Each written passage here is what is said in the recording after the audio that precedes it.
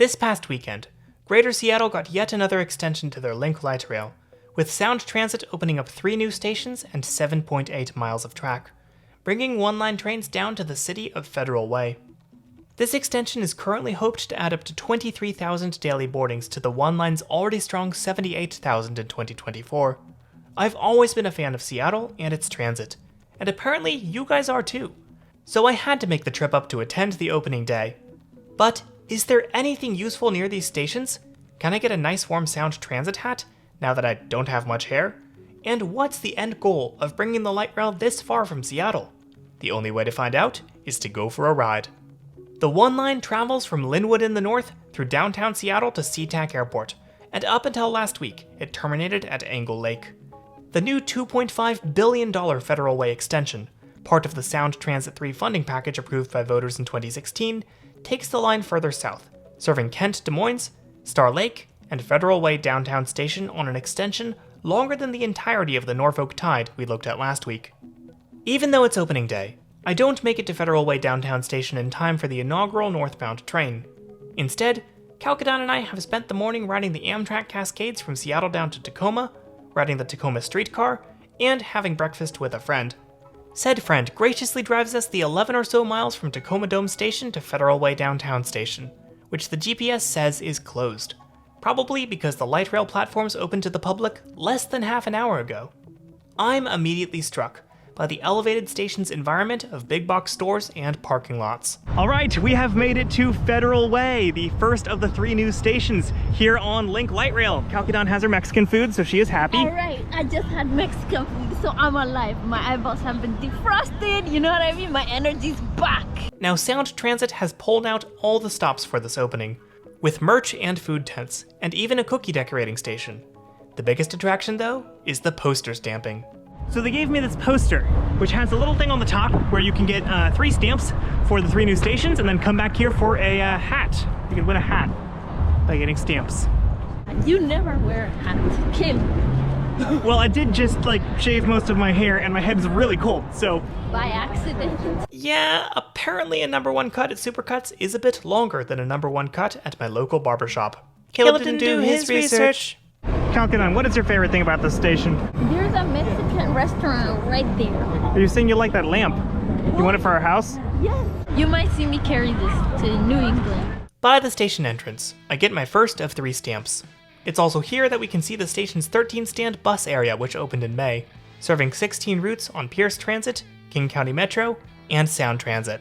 We now approach the station proper, which has an elevated island platform design. Like other Link stations, there are no fare gates, and instead, there is a scanner for Orca cards.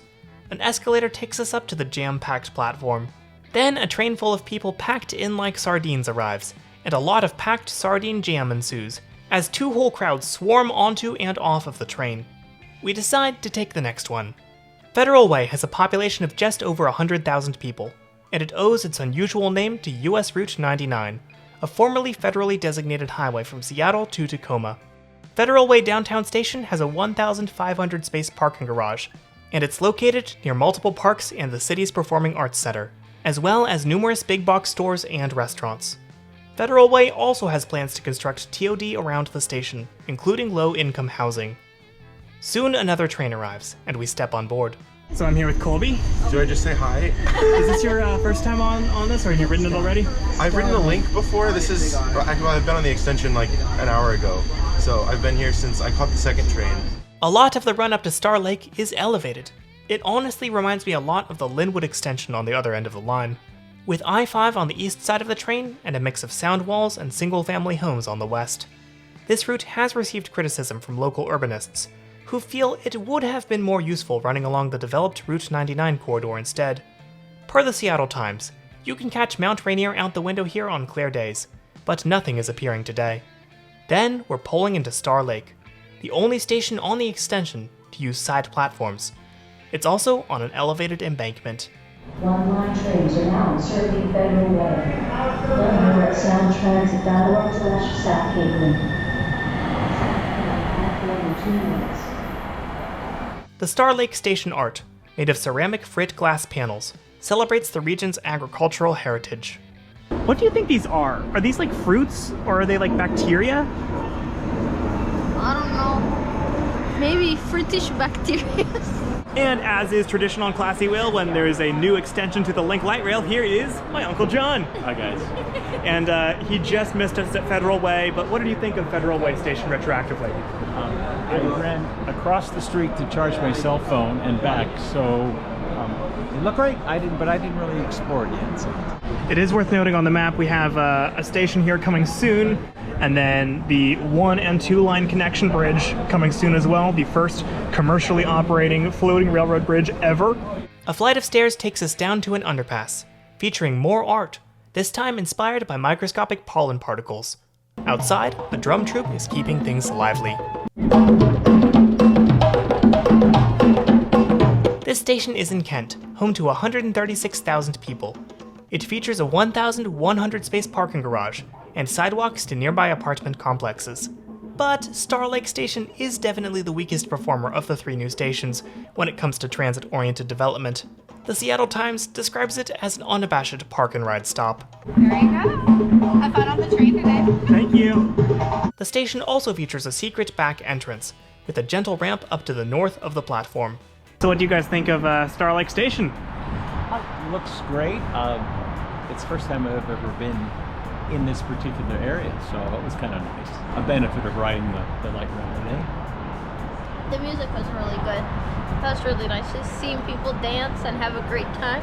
Yeah? Another train pulls in, and we continue north, leaving I-5, veering northwest, thanking all my Patreon supporters, passing over apartment complexes and single-family homes, and pulling into Kent Des Moines Station. Can we appreciate that someone's already here with a rolling suitcase? Like, the line opened an hour ago and they're already going to the airport.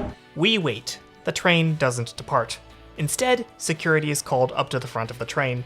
We step away. Another train comes and goes, and from our elevated platform, we can catch a good glimpse of the Puget Sound. Once the northbound finally departs, we can see the station's 600 space parking garage. This station is also near a stop on the Rapid Ride A line, and it will see service on multiple new local bus routes this spring. Kent Des Moines Station has quite a promising use case, with walking connections available to Highline College, home to about 17,000 students, as well as a planned 6 acres of mixed-use TOD. The Urbanist reports that 3,000 homes are in development between all 3 new stations. Not the most impressive in the Sound Transit network, but a start for sure. Unfortunately, we don't have time to leave the platform and explore or get my 3rd stamp, as I've booked us a food tour at Pike Place Market, and it's not to be missed. A train pulls in, and we continue north. More highway running, walls, and views of the water bring us all the way to Angle Lake and familiar tracks. Then it's the same old ride to downtown. Overall, I feel like the Federal Way extension is yet another technological triumph for Sound Transit, carrying on its tradition of express light rail bordering on light metro, with soaring elevated structures and mixes of park and rides and TOD.